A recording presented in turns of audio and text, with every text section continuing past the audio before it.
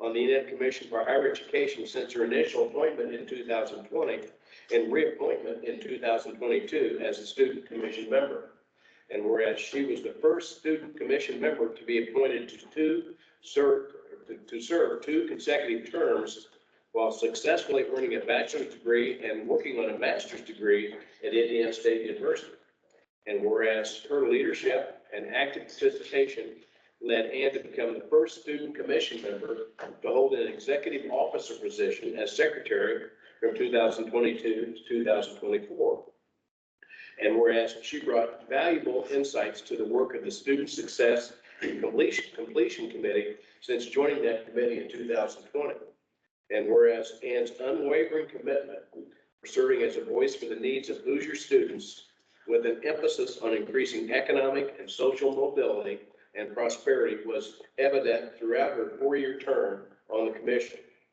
And now therefore be it resolved that the Indiana Commission for Higher Education expresses its deep appreciation to Ann Bowen for her 4 years of service to the state of Indiana and her continued advocacy for student success. Thank you, Ann.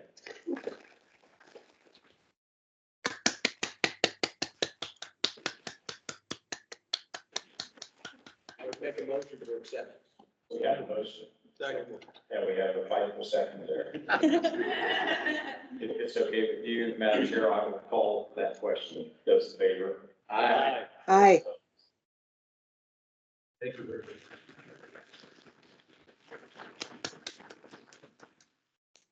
Very good. We now turn to Commissioner Dan Peterson to offer the Senator.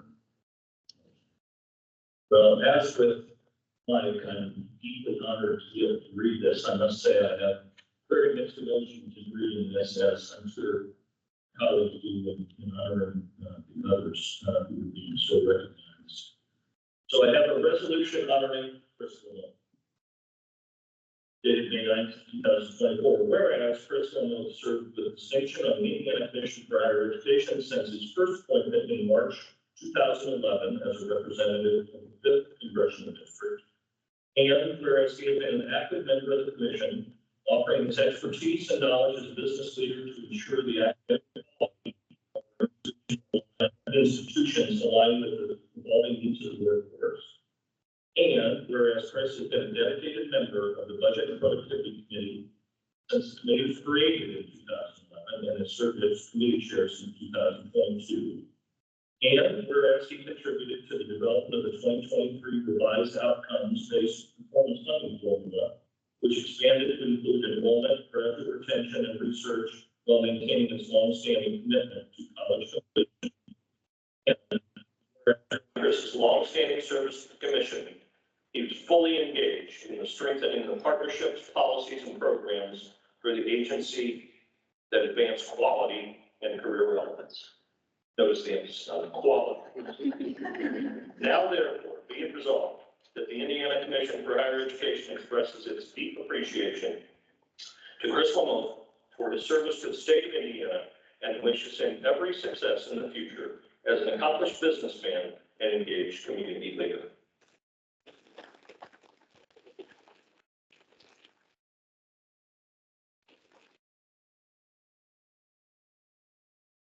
Take that as a motion. Let's take it as a motion. Thank you, sir. And I have a second. Second, a fight for second there. Those in favor, please say aye. Aye. Aye.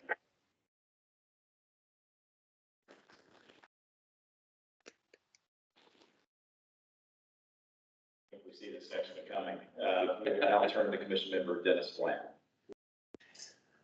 Thank you very much. State of Indiana Commission for Higher Education resolution honoring Mr. Al Glover. Whereas Al Glover served with distinction on the Indiana Commission for Higher Education since his first appointment in July 2023 as an at-large member. And whereas he brought his experience and insights as a business leader and former government official to his role as a member of the Commission's Budget and Productivity Committee, and whereas Al served in multiple office positions during his long-standing tenure on the commission, where he dedicated his time to address the challenges and opportunities facing higher education in Indiana. And whereas he has been a strong advocate of ensuring the academic programs offered at Indiana's higher education institutions adapt to meet the evolving needs of Indiana's students and workforce. And whereas during his tenure as a commission member, Al made thoughtful contributions to all discussions and was fully engaged in advancing the strategic partnerships, policies, and programs outlined by the commission. And whereas he brought invaluable perspective to the commission regarding ways in which to increase access to and completion of higher education for all regions. And therefore be it resolved that the Indiana Commission for Higher Education expresses its deep appreciation to Al Hubbard for service to the state of Indiana, which as an accomplished businessman and active community. I offer this motion.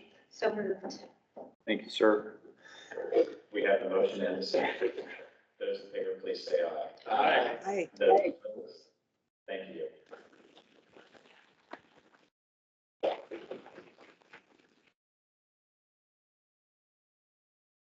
Madam Chair, having brought you the microphone, before turning it back to you, I would encourage all of us in this room to show our due appreciation to these incredible servants. These folks personify servant leadership, and let us express our gratitude to them.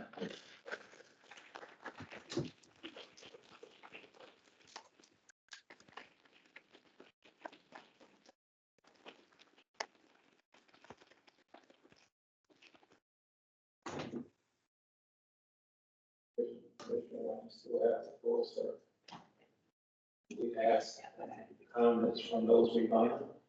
That seems a very appropriate next step. We'll do so. Ann, how would you like to lead us off?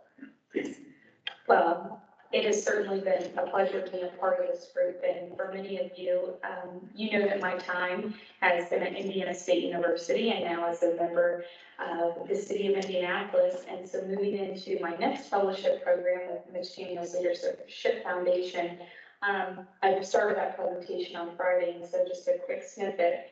I had to put together the board of individuals who have influenced my life, and each one of your photos is fully represented on there. And so thank you for being my mentors and friends, and I just appreciate your guidance during this very transformative phase of life. Thank you.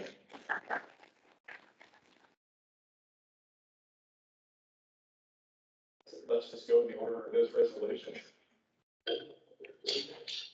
Well, I'll make my lengthy comments brief. This is bittersweet. This has been a passion for me, it continues to be. I'm not dying to be aware of it, so I will be still engaged in different levels with both K-12 and higher education because they're so near and dear to my heart. But it has been a seminal privilege for me in my life and career to have been engaged with this organization and the incredible work and the importance of its work to the state. And I've been unbelievably impressed with the staff that I had the privilege of working with and the leadership, Chris, your leadership the last couple of years, which has been exciting. And I've formed now really lifelong friendships with so many people. So this has been just a fabulous honor for me. Thank you.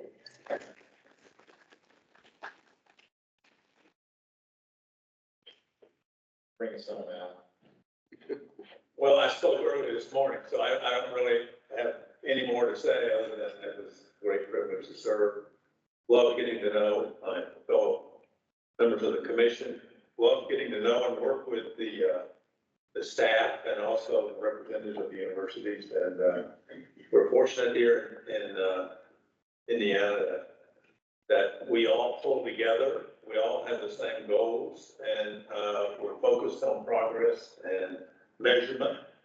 That's unlike all of us around the table. We like to see the numbers, and we have goals to be as good as we can possibly be. So thanks for giving me the honor of serving. Thank you.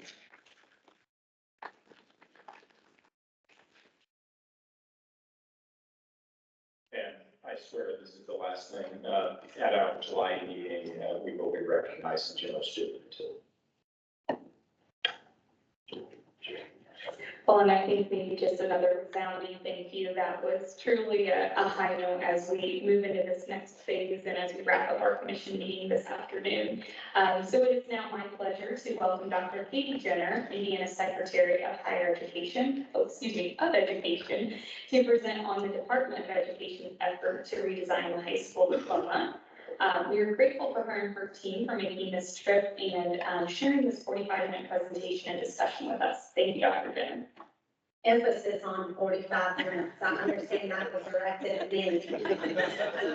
Also, now Take it easy, I'm new to the job. to be here on a day where Ann and Chris and Al are going to have more time on your hands, I have some ideas for you. So stay tuned. And I think I have all of your, I know I have all of your cell numbers. What I'd like to start with, and this is just a quick one pager. It is front and back. So some say it would be a two pager. I also call it a single. But this highlights some of the massive work we've been tackling as a team to move the needle. Yes, thank you. To move the needle in Indiana.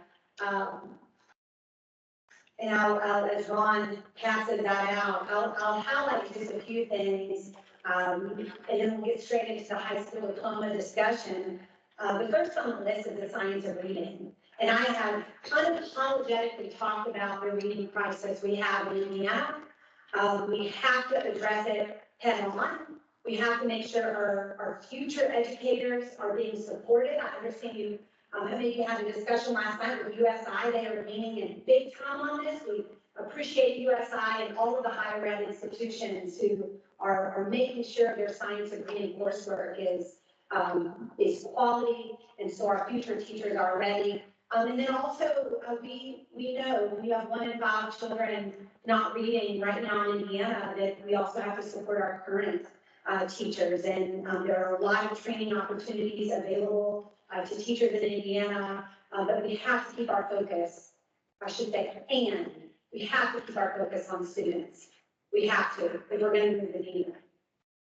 So the Rethinking High School discussion today is another one of my personal favorite discussions. I'll share with you Commissioner Lowry and others of you on this board have been dreaming about this moment for years, which is how might we make Indiana High School, the 4 years we have students, as valuable as possible for our children, so that they're set up with maximum success and opportunity, whether they want to go straight into an enrollment, employment, or enlistment serving our country.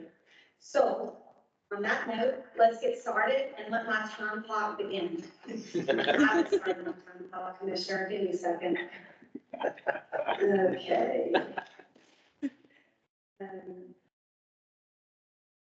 All right. Oh, that's okay. Yes, sir. So these are just a few headlines that have been featured on the papers across our country. Whether it's technological advancement, how the world around us is changing, or the fact that high school in America has not changed for about 100 years. A lot of opportunity to move that forward, and Indiana is leading the way in many respects, with several other states also working to rethink high school to make it as valuable as possible for students. For the commission, this is data we're all very familiar with.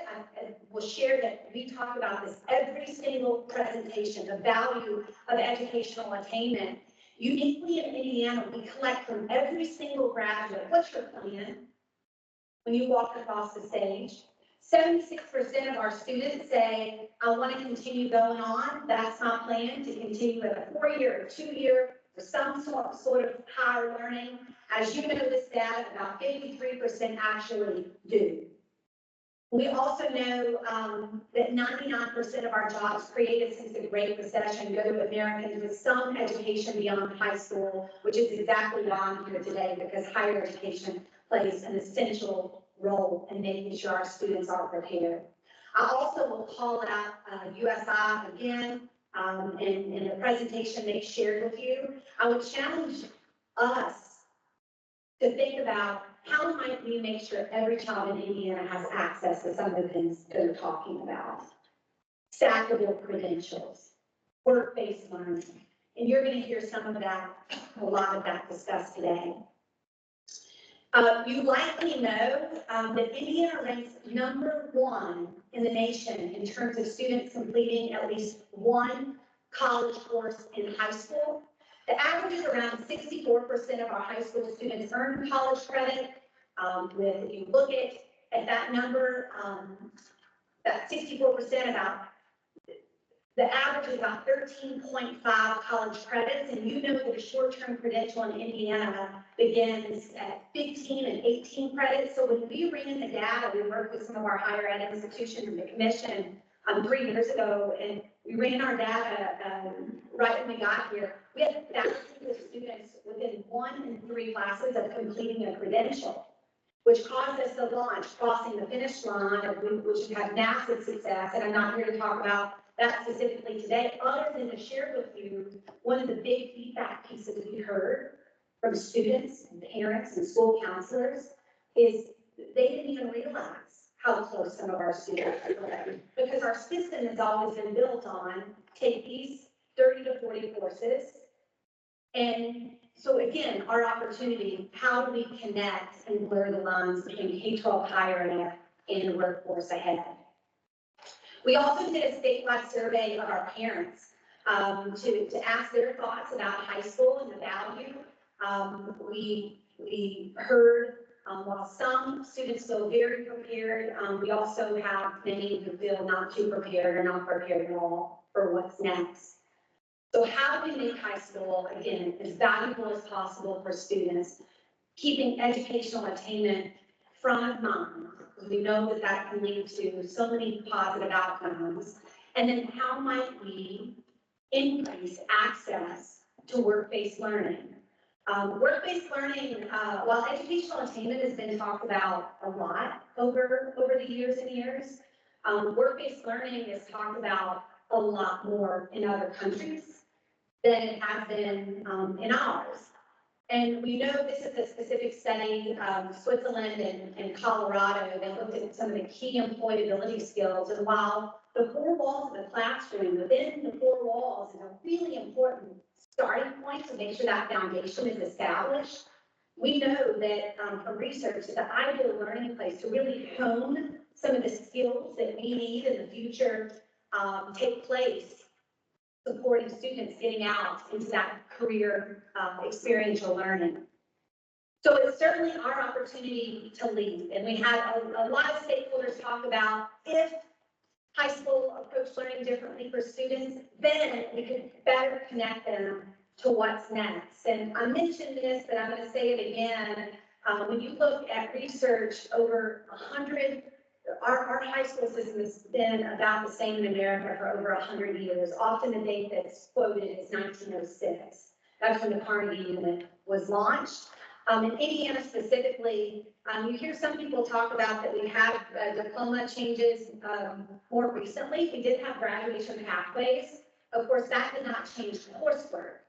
That had allowed for other ways to show competency other than take and pass this assessment or the other assessment, English and Algebra 1. But when we do the landscape analysis, Indiana has not changed our current diploma since the late 1980s. And yet the world around us has continued to move. So here's a video from some industry leaders in Indiana, where there are 4, there are many, but let's hear from these 4.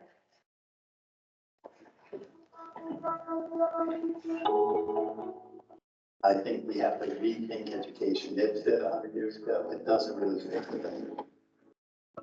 There's no question we have to do this, we have to. Today, there's a big mismatch between what students are getting out of their education in many cases and what the market needs. Obviously, teaching kids reading, math, history, science, all of those things are super important. but also thinking about how you give them other communication, leadership, creative thinking, problem solving. It's how to read an Excel spreadsheet, how to look at a financial statement and understand how to balance a checkbook, how to do reconcilements of bank statements. From our standpoint, as a healthcare provider, we really need people that are actually trained in the hands-on of what we're trying to do in our institutions, and that's just not happening what we need right now. And so really giving students more ways to experience different things as they think about what they want to do in the future is important, because that's what's going to help us have the workforce that can meet our business needs for the state. We're grossly underestimating our kids. I mean, I do the same thing for my own children too, but I think 15, 16-year-olds are really much more curious and wanting to find out what's going on out there than we give them credit for. So I think that's the perfect age to tap into their wonder and excitement and curiosity. And this is the time to realize what you do or don't want to do. You don't want to figure it out after 4 years of a degree that that's not what I wanted. I really do believe that this work-based learning during K through 12 and mounting youth apprenticeship, these are win-win-wins. They're wins for students and families. We're going to come out of high school maybe a year after they would have graduated high school with both a high school diploma and 3 years of work experience in many cases that are going to help them launch a really successful career. I think that it's also a huge win for employers. Employers, there are 200,000 or between 150 and 200,000 open jobs in Indiana today, the majority of which do require a post-secondary credential. And the single biggest lever that we can pull to bring more talent into the workplace is to develop our homegrown future talent. If you have more options than ever before, if you could redesign high school to allow kids to explore what they want to do, that opens up the world so much more than they are right now. And again, it catalyzes their interest and excitement to try to get a job.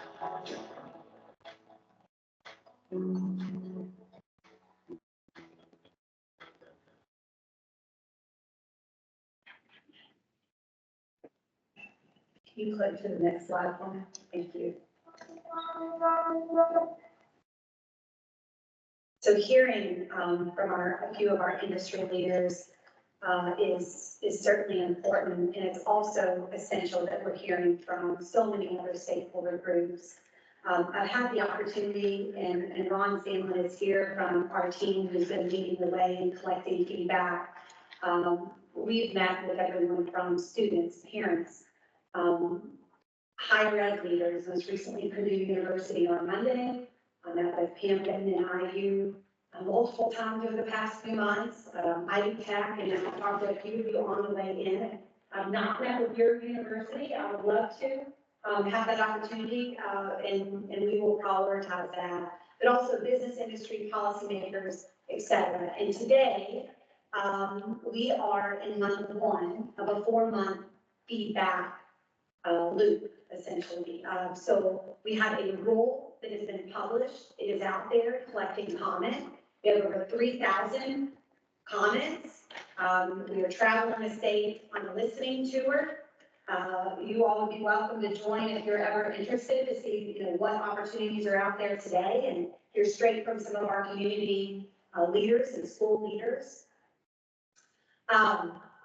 And then let's also hear straight from our students real quick.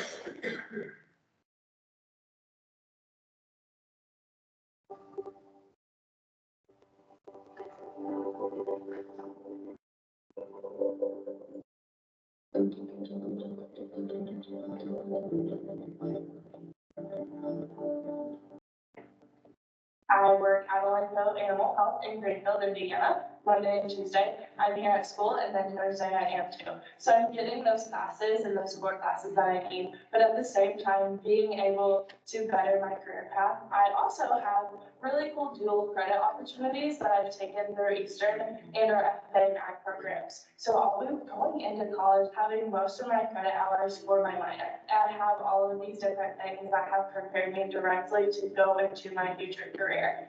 My apprenticeship is with growth diagnostics, and I am in the finance department. In my apprenticeship with dual credits or credentials I'm earning is from the related coursework that they have me take, which also applies to the classroom. Like my apprenticeship, which also serves as a dual credit, so it propels my college goals.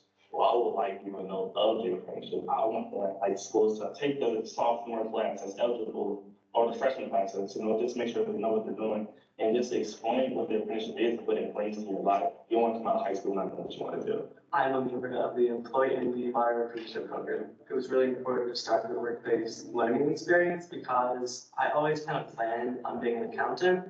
I wasn't sure if I'd really like it. Actually, having the opportunity to try out accounting is really solidifying that this is what I want to do for my future. One thing that I think could really be improved about the work-based learning program is just communicating with students about it, starting from an earlier age, just starting maybe even middle school, just kind of reinforcing ideas that, of course, it's cool to get a fast food job or a retail job, but having the opportunity to actually go and work at a real company and start chasing your dreams, really, that's just something that should be enforced in every school and something that every student should have the opportunity to do. I'm an apprentice at my IPS. My first 2 years of my apprenticeship at IPS was basically serving students. They would come to me with their computers. I just grew up into it. So it was like it's second nature to me now. Just like if somebody brings me a computer, I know what to do with it. I think all students should do work-based learning because it just gives you like the edge over like all your peers. I'm earning an associate's degree, and I also go to the hospital for a mentorship program. I want to become a physical therapist. I'm getting all the experiences that I would want to have, both taking college classes, taking classes here, and experiencing the work that I one day want to do. If I didn't have this high school experience, I don't think I'd be as prepared as I am today, and like my high school experience would not be as valuable as it is right now. My senior year, being able to start my own business and actually make money for myself, it just feels great. I'm confident that my work-based learning has set me up for success after high school. Why would I want to walk out of my senior year with no idea of what I want to do? Like, it truly is incredible to see where this is going. And it might just be in the growing stages, but it truly is going somewhere, and it's gonna be incredible for the future.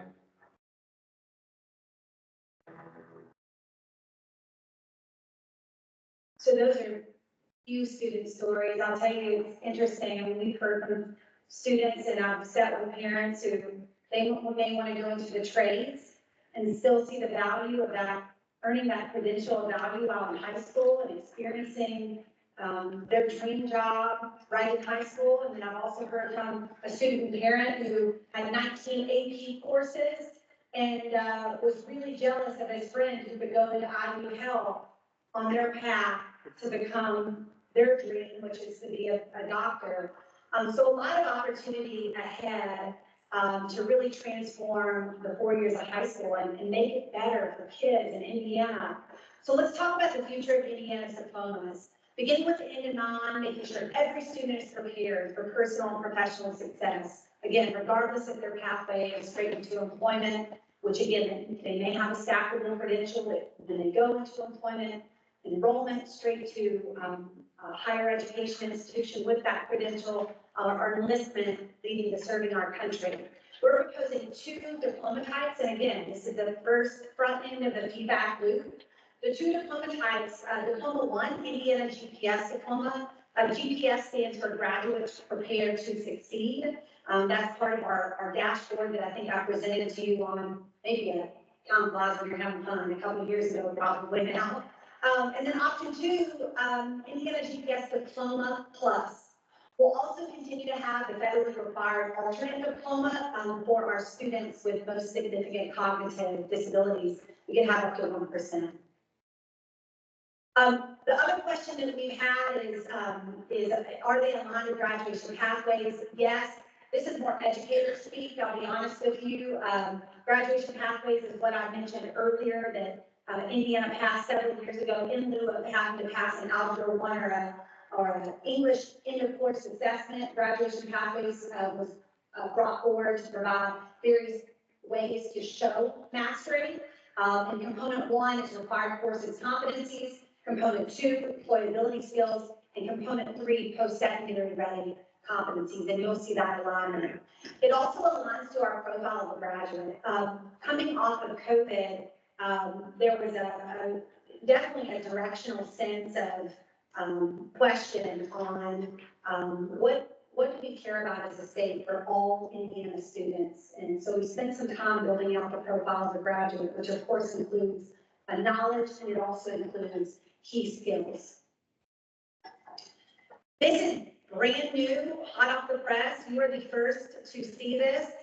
So if there's media here, they have the first to see this as well. You have media coming to your meetings, Commissioner? Maybe? Once in a while. Okay, well, if they're here, this is a pretty cool element. We've had quite a few questions, but for either diploma, the GPS diploma or the diploma plus, students will be able to get a ready seal. So enrollment ready seal will be working directly with the commission and this board here in partnership with the State Board of Education to affirm what are the recommended courses for minimum entrance requirements into the majority of our state higher ed institutions. I've also had a lot of feedback on even providing some directional differentiation because some of our universities have different requirements. So we'll be working directly with you on building that seal that students may get. We also have an employment ready seal. We'll be working with business representatives across multiple sectors to develop that. And then an enlistment seal, we'll be working directly with Indiana National Guard. A student may earn multiple seals. They could earn one. It is really up to their unique graduation plan and path. But I think that's a key element that probably answers the question that quite frankly, we've been asked quite a bit in terms of how are we ensuring that a student who wants to go to college, that they have the coursework that makes them ready. Diploma number one, Indiana GPS diploma. Just high level for both of these diplomas, you're going to see foundational courses and competencies in the 9th and 10th grade. And then the 11th and 12th grade will really be built on what their future graduation plan is. And then component 2 and component 3 are the same in terms of our current graduation pathways. Certainly more transformational in Indiana. I would say that one is honestly if you're looking across to the other side about what could be, that first one is really that center pillar, holding up the change management bridge to what's more transformational, which is Diploma Plus. Diploma Plus, again, includes the foundational courses and competencies, and then their 11th and 12th grade. To get the Diploma Plus, the student would have to have a work-based learning experience as well as earn currency to their next step. Currency could include a credential of value. You heard about some of those at USI today. They're stacked right into some of their degrees here. Currency, in many respects, will include our market-driven associate degrees and technical certificates, which are between 30 and 60 credit hours. They also could be an apprenticeship, the Indiana College Board, which certainly has currency to our higher education institutions, and then the AP Scholar with Distinction, which is at least 5 AP courses, a 3.5 or higher. The Cambridge and the IB diploma as well has significant currency, both in Indiana and out of state. But going back to that component 2, the work-based learning, I've also had the question, well, is every student in Indiana required to have work-based learning? No. But we do believe that we should really expand access for kids to have work-based learning and experience what their dreams might be.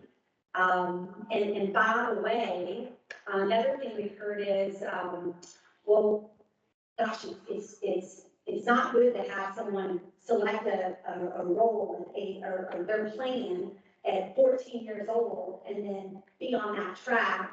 There's a lot of permeability here, and there's also, if we want the student to find out in high school if this is not their right path. And I think, Commissioner, you're giving me some strong signals on my time, and so listen, I can pick up on nonverbals, and that is for sure. But I do want to pause and certainly answer any questions you may have. And again, we're in the feedback time, so please feel welcome to jump in. Yes, sir, Al. Mr. Hubbard, just be more formal. That's the appropriate way to address me.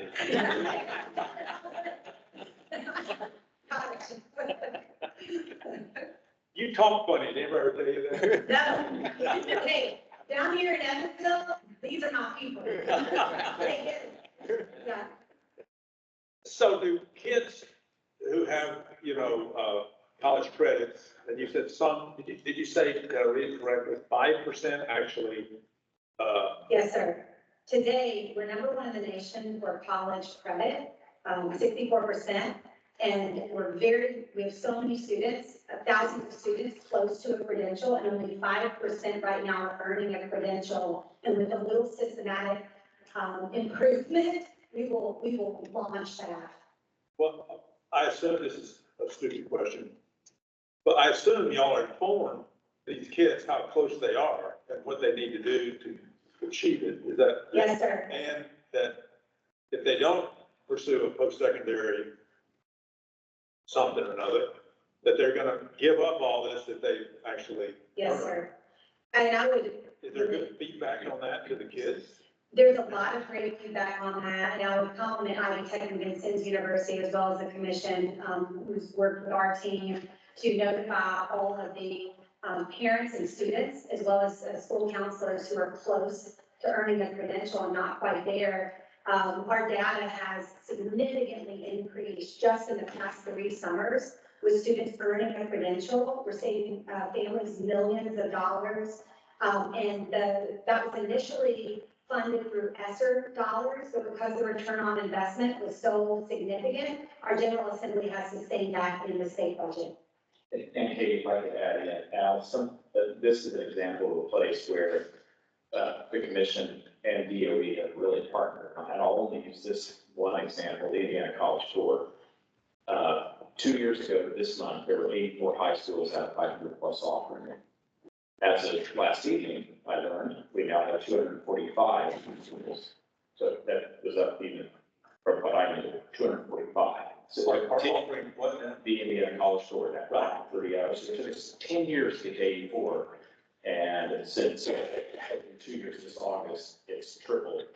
And alongside of that, we went together with the General Assembly. The high schools now rewarded for the students who earn that $1,500, I think, Secretary, for the Indiana, just the Indiana College Tour. And then enrolled at 8 this last session.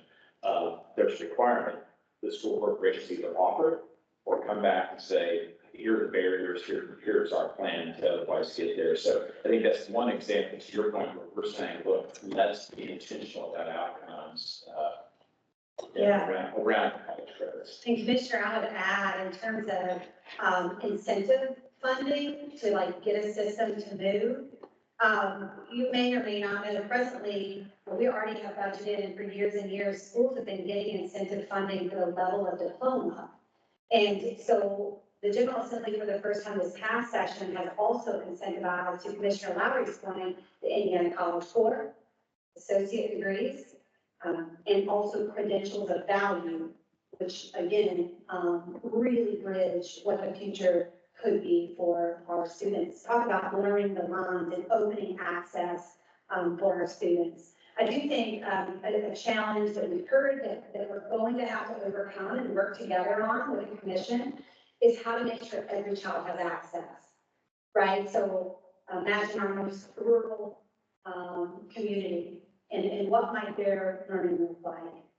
And by the way, we have several pockets in our rural part of the state who are trying some different things. We have some teacher shares going on. We have virtual learning going on. But I think those are barriers that in the past people would be like, yeah, we probably can't do that. But we have to overcome to make sure they have access. Yes, sir. Chris. Mr. Luna, sorry. Well, in that case, Madam Secretary. No. And now you sounded awful lot like Katie when you said. I noticed you can slip right into it. Yes, It's no problem. yes. A couple of thoughts on that question. One, I love your leadership. Thank you. I love your energy. I love what you're bringing to this, and you're bringing something big. I get that what you're sharing is at 80,000 feet. There's a lot of detail down here. Yes, sir. I think the thing that I am most concerned about, and I'm looking at our data leadership team back here, I would love to see a little bit of data that would show what has happened to our standards in Indiana over the last 60 years. I've been involved with K-12 and higher ed reform in some way and over 40 years. My sense is that our standards have declined. And that's not just at K-12 level, that's also at the higher ed level. Both of them. And my concern, this was huge. This is a consequential, massive change we haven't seen in decades. My compliments to you on that. My biggest concern, though, is where are we going with this? I get that we want to connect people with living wage jobs that are needed in Indiana for people who are not going on to higher education. But I also get the sense that our higher education system are starving for students that are actually prepared and ready to do higher education work. And I think they're struggling with that in our state. And then obviously the employers are too. And I recognize that you're trying to solve this very, very complex problem. My biggest concern, Katie, is that in an effort to try to balance all of the interests, which include teachers and a teachers union, and all of these other things, the difficulty of parents not having their children prepared and ready for school every day. There's a lot of issues there. My worry is that we're lowering standards further to allow these entries and get people excited. And I'm concerned about that because I think that as a country, not just India, but as a country, we've been going in the wrong direction for about 60 years. And it's starting to really show.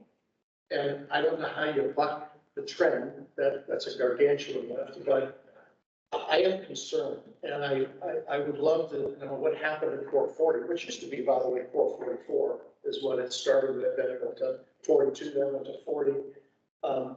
Where is 440 in all of this? And so there's pieces here that I would love to drill down and know where to go to really get into the details of it, because I know that this is the 80,000 foot, it's the picture of what you're trying to accomplish, but then how do we get to the details and make sure that it's aligned in a way that feeds our higher education system with the quality that it needs, students that are ready and prepared, but also workforce development that provides employers what they're looking for, which includes another set of things, very complex. I admire your leadership on tackling this and taking it on. It's huge, but I'm hungry for the details. Absolutely. So we published a rule on Wednesday morning. We'll make sure you have a copy of that. That's the first draft. That's going to be a lot more meaty than what you're seeing here at a high level. The feedback that we've gotten is that the diploma needs more rigor. The first one needs more rigor. Got it. We're going to work through that. And then the diploma plus, some people feel like is too aggressive. That's where I would caution us in going backwards on the diploma plus and not setting that bar high. Because your credential value has, again, in many cases, between 30 and 60 college credits in a variety of different key areas. And then I think the other opportunity that we have in working with the commission is when you think about blurring the lines between K-12, higher ed, and workforce or career, we also have to think about the connected system. And I hear a lot from healthcare specifically about this, right? If a student gets their MA, their medical assistant in high school, what are their path forward options without having to totally restart again? And I'm sure higher ed's back here, they can do this. Well, that's what we need to better communicate to kids and parents. Because right now, we're number one in the nation for college credit. We have so thousands sitting on the table with just a little bit more they could complete. So I hear your feedback loud and clear. The diploma on the first round, the first draft, again, I think you'll see us tackle that specifically. And then the diploma plus, I don't see us backing down.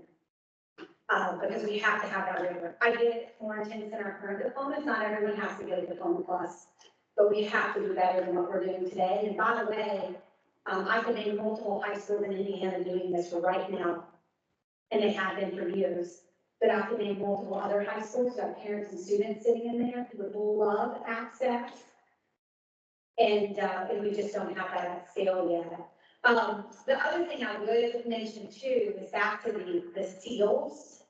I think that was a big element that was recently better articulated in the rule. And again, I'll hit on an enrollment seal. We will work straight with our higher eds on what is needed. And I think we need to go probably beyond even a minimum standard, Commissioner, but what is needed for kids to be ready, and then supporting students in multiple different paths. Right now, when you look at our data, Commission, like, we're missing a lot of kids. Your kids are probably okay. My kids are probably okay. But many families are saying, we've got to do better and better connect at that high school level. And in that note, I think Christy also, Mr. Lowe, we also have to make sure we hold each other accountable. And one of the things on this list is, in addition to really pushing hard on our foundations in K-12, of which, let's be honest, I take a lot of heat for and pushing on that. But we have to do better in terms of building those foundations so that they're ready for all of the opportunities ahead. And then the accountability model element, that's another piece that's been missing for several years. And that's another piece that's required to be built by December of this year. So they will all connect. But thank you for your feedback. Yes, Mr. Hannah. Thank you. Thanks for being here today. Just in my experience in this area, it's kind of anecdotes with a parent. Right? I have 3 of them. 2 are kind of more traditional in their high school experience or now in college. The third one is in this program for the MAC Center in Porter County, which is about fire training and EMS. I wanted to say in my experience, I'm sure this is a broader thing too. Our perception as parents were inaccurate about value of this proposition because I was basing it on my experience, like you said, back in the 80s, which to me doesn't seem all that long ago, but kind of is now. So I'm wondering, it's kind of a comment question about how are we continuing to address that? Are you seeing growth in it? Number 2, we attended the technical honors program in Porter County a few nights ago. I was shocked to learn how many kids were not tracked per se, but were doing auto mechanics and then going on to dental school. It was about a well-rounded experience. We had several students in there that had their college plans, their academic scores were not necessarily what you would have expected for that particular program. And the third thing, which is has a question with it here too, is we've noticed with the kids in the program, we've had a lot of experience with them. Our foundation supports one of the facilities where the kids are. The mental health seems to be better. As you said, they're happier, more engaged. There's more of a connection with an outcome with hope and less of a siloed in the school building. So my question there is, I'm wondering if that's being spoken about directly enough or tracked for statistical purposes well enough. What effect is this having on what really many people are describing as an epidemic, which is mental health crisis in high school? My students that we see have mentors now in industry. They're interfacing with adults. They're being socialized in a different way. They're getting social skills and leadership skills, which are not part of a traditional classroom experience in high school. So I just wanted to, are we going to track that and see if there's an effect there? Are we going to be more intentional about broadcasting the value of that aspect of this new kind of platform? Yeah, I think that's a good. You're welcome to come up to Ron. I'm going to start with your third question on mental health. I think that we must work together to determine what we want to study quantitatively and qualitatively as we build this out. So we'll be eager to work with the commission on that. I also heard you mention skill development. And you said, I know one of the commissioners' big words is hope. Hope. Connection to what's ahead.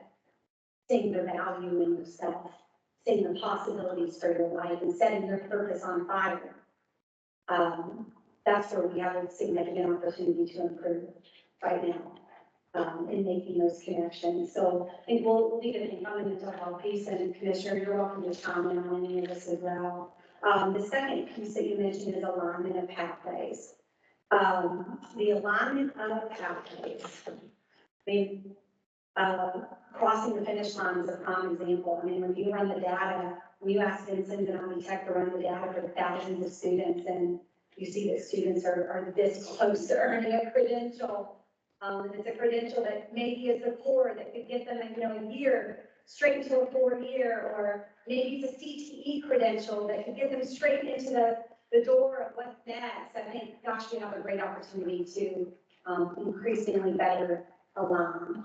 And it's not going to happen overnight. It's going to take time to build out, but certainly there are quite a few high schools, again, I could point to, who are already moving this, and some that we probably need to move a bit faster on that. Your first question, remind me what that was. That was about the perception, I think it's still on, perception of the program, and just the kind of how to address that statewide so that the parents and students do understand that it's not, you're not being tracked into a choice that you said before where you're stuck, as it were. Yeah. We just noticed a lot of well-roundedness coming out of some of those programs that, again, as a parent from that went to high school a million years ago, it was like, well, you're not, if you go to this, you're not going to college. Yeah. And I think that still exists, and even in whole high schools up in our area, there is sort of high schools that are more. You mean like if you go to CTE? Yeah. Or is that what you're thinking? Yeah, Okay. they're pushing their kids to kind of stay in a traditional pathway because it equates college to that Yes. college readiness. When in fact, I'll tell you, my 2 kids as one example. The first 2 who are traditionally pathed into college are less prepared for college. I think they were less prepared, and they're okay.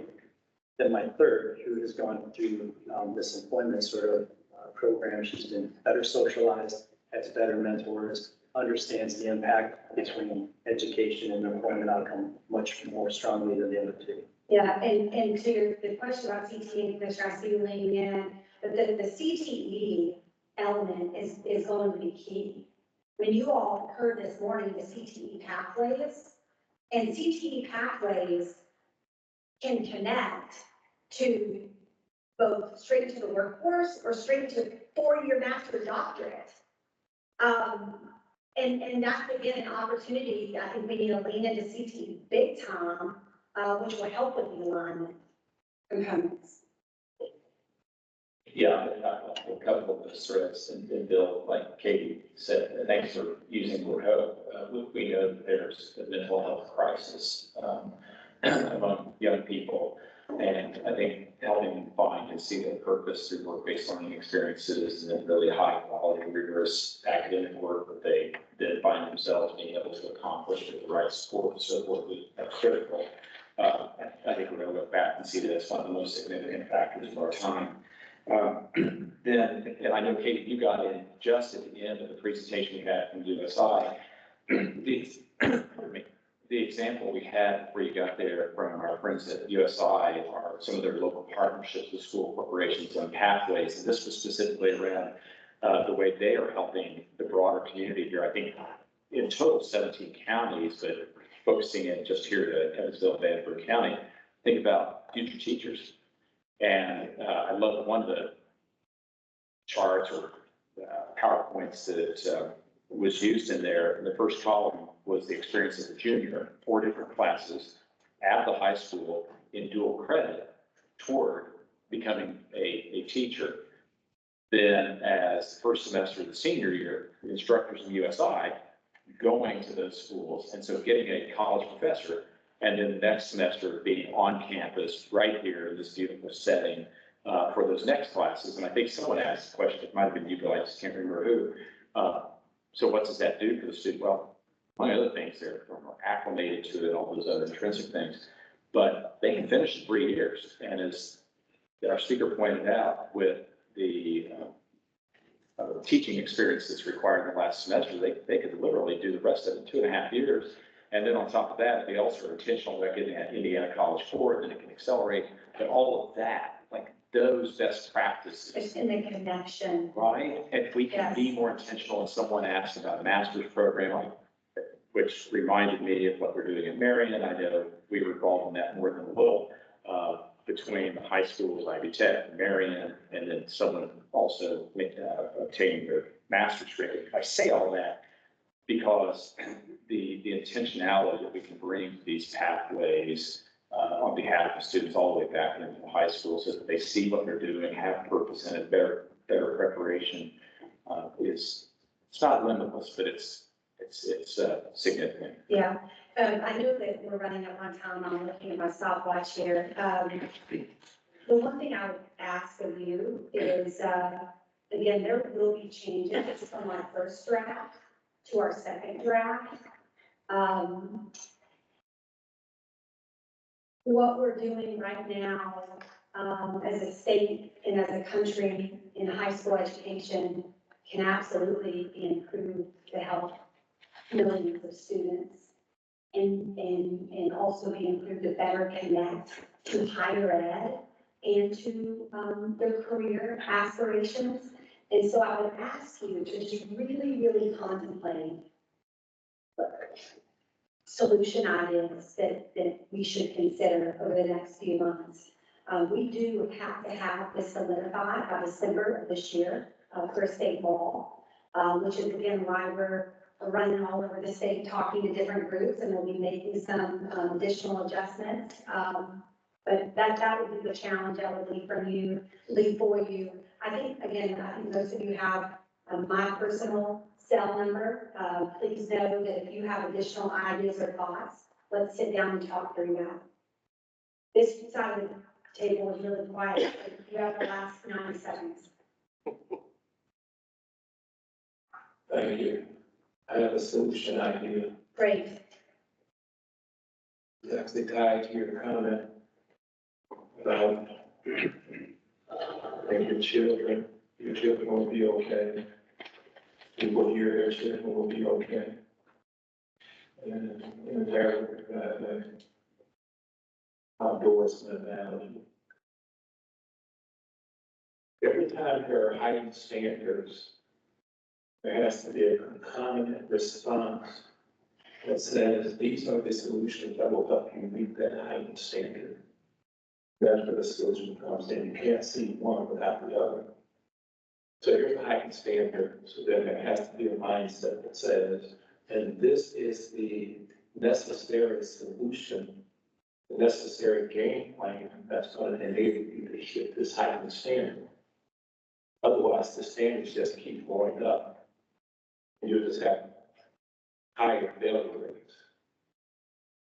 Because ultimately, that doesn't help me. It just tells me that the clients are higher. So the analogy is, too many young people haven't taught to hike, where you're expecting someone who's been taught to mountaineer.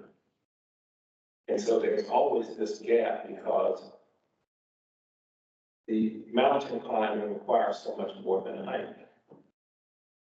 We have thousands of students who are ready to go on a hike.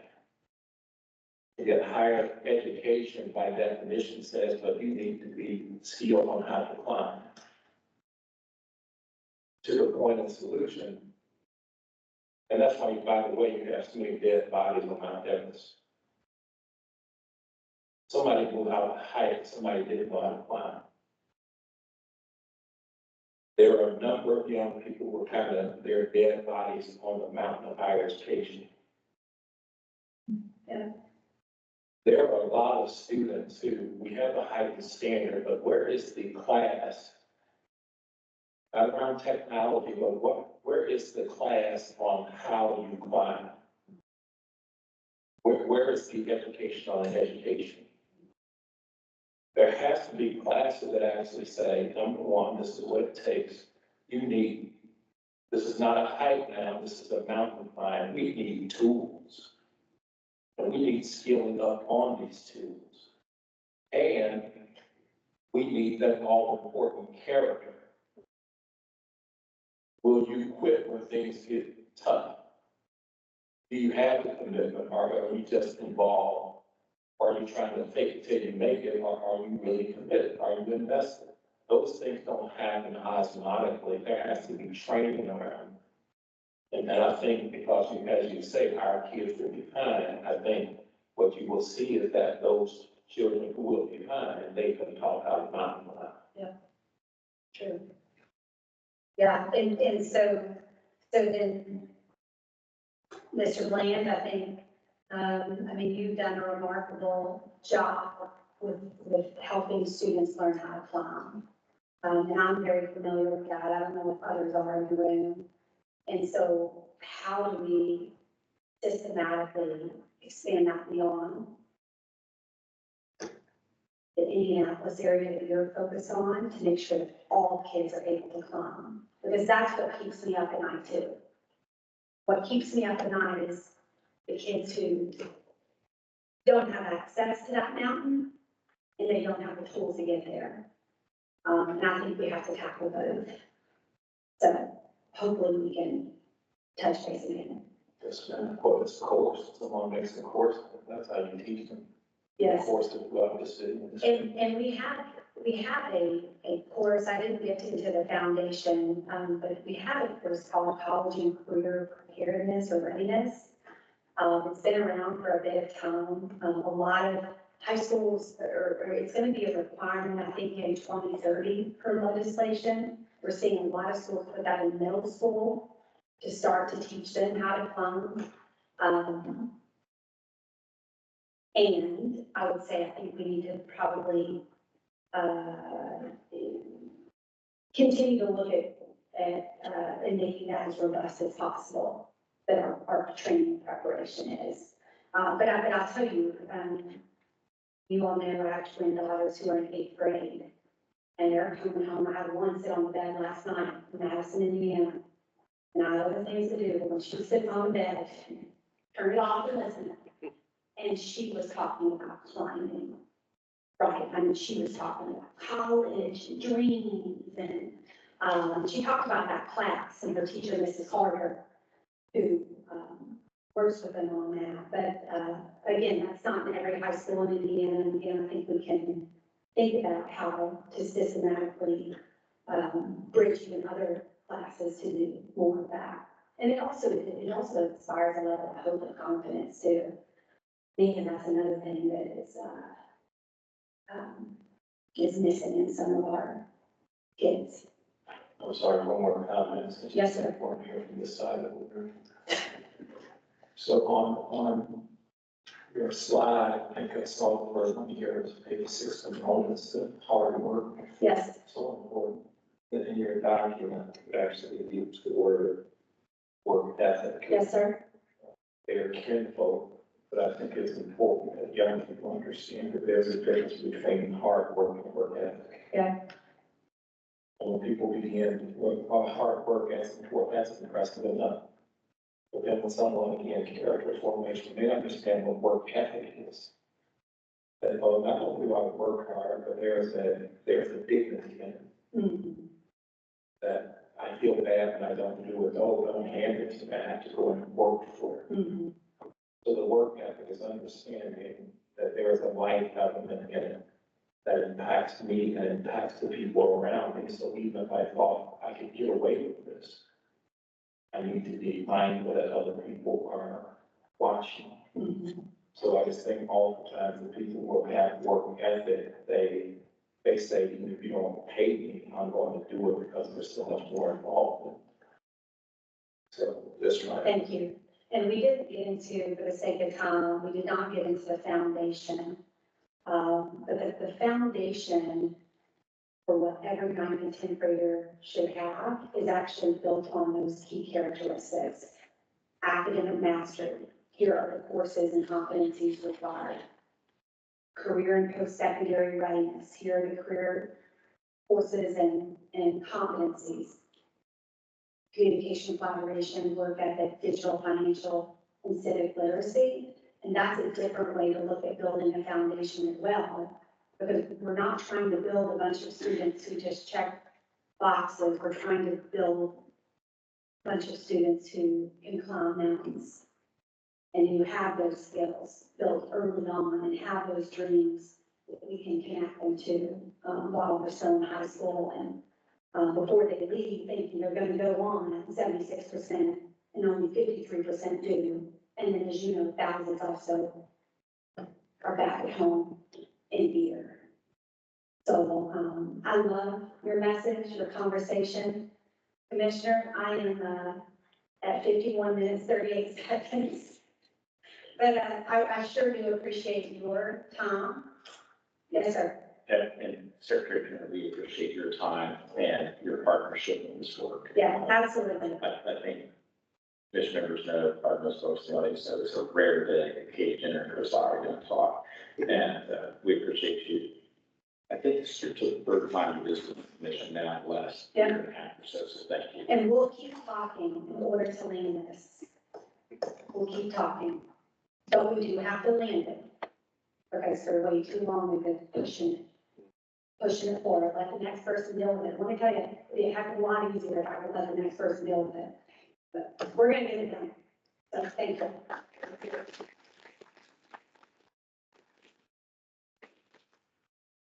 Dr. Jenner. And commission members, you can find information I inserted on page 27 of your agenda book. With that, there are no action required on this item, so is there any old business? New business? Any other comments from commission members? Yes. This is the last meeting and we'll vote, so we can honor the message. So I'd like to have an opportunity then just to say it's been an honor to serve Mr. Moulton, and just I appreciate you, respect you, love you so very much. An honor to have a chance to serve with you. Thank you. Thank you. And with that, there's no other business. We are adjourned. Thank you. Thanks.